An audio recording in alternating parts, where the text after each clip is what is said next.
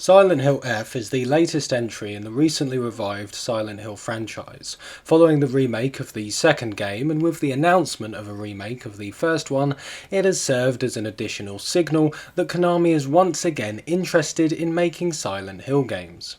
Not including the free-to-play and much shorter Silent Hill: The Short Message, Silent Hill F is the first original story in the series in 13 years.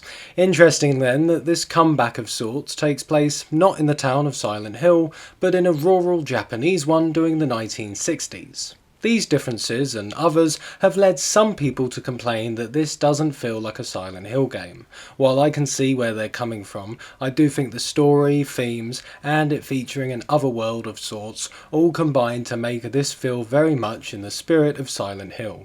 While I do hope the next original entry returns to that eponymous town, I am quite happy for something so unique in the series every now and then. But what about the quality of the game itself? Silent Hill F follows Hinako, a young woman from an abusive household. Our story starts with her leaving her home to meet up with friends for some respite. However, the town soon becomes overrun by fog, plants and monsters, leaving one of Hinako's friends dead and her and two others to attempt to escape. Not much else can be said about the story without getting into spoiler territory. Nor does the plot become very clear until the end of the game. We navigate through this rural town on our attempt to escape, while also switching between it and another dreamlike world, where a strange man with a fox mask seems to be leading us on ritual-like tasks. The mystery of Silent Hill F is one of the things that keeps it captivating, and it's best to experience it for yourself. I think the story and the deeper themes it tackles feel very much in line with the classic entries in the franchise. Though it's abstract in the way it tells its story, feeling vague for most of the way through, once you know it and play it again, everything comes together very interestingly.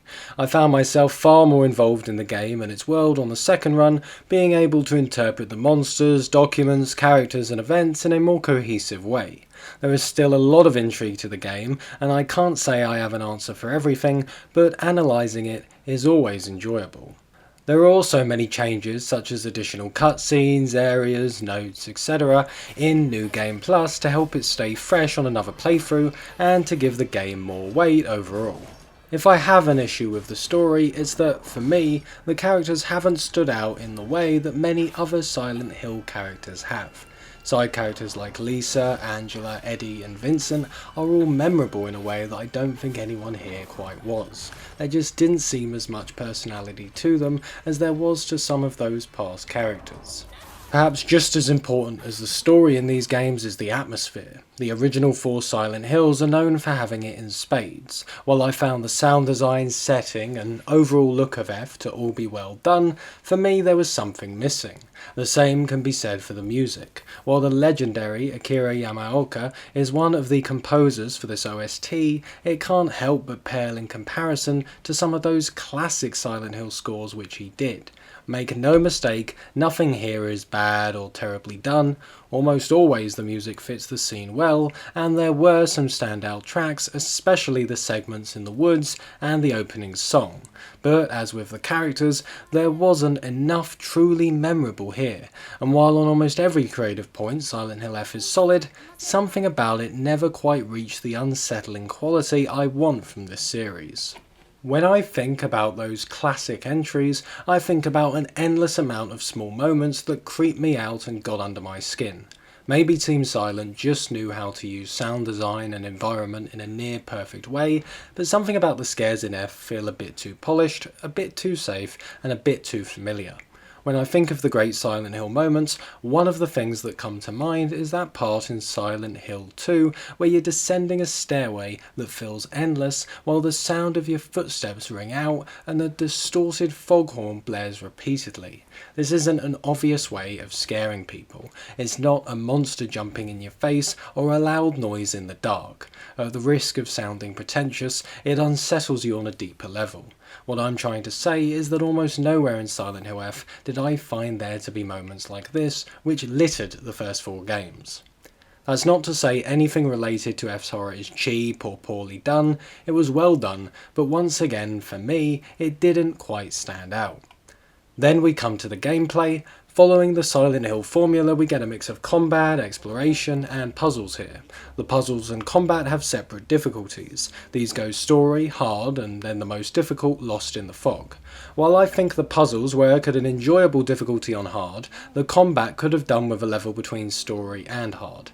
Story is just far too easy. Almost never did I feel the type of tension I want from a survival horror game while playing this mode. In fact, at times I felt much more comfortable than I wanted to be. Hard is an upgrade, but I thought it was a bit too big a leap.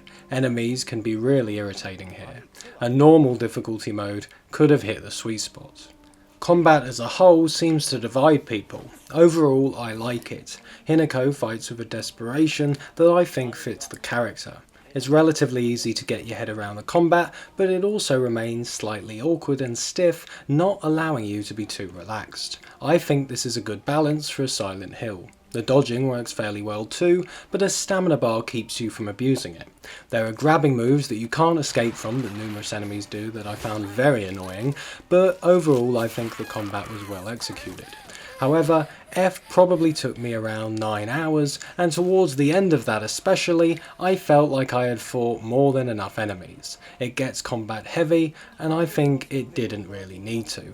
A bit of difficulty moving around during a fight works well, but I didn't feel as enthusiastic about it in the last few hours after I had taken out hordes of monsters.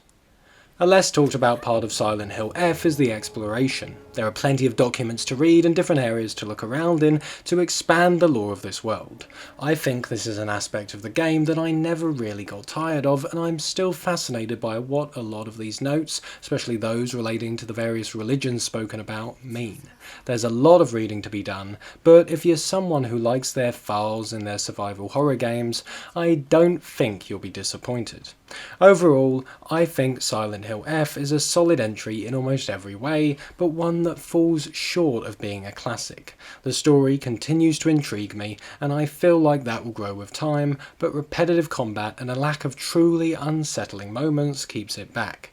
I feel like Silent Hill F is around a 7.5 out of 10.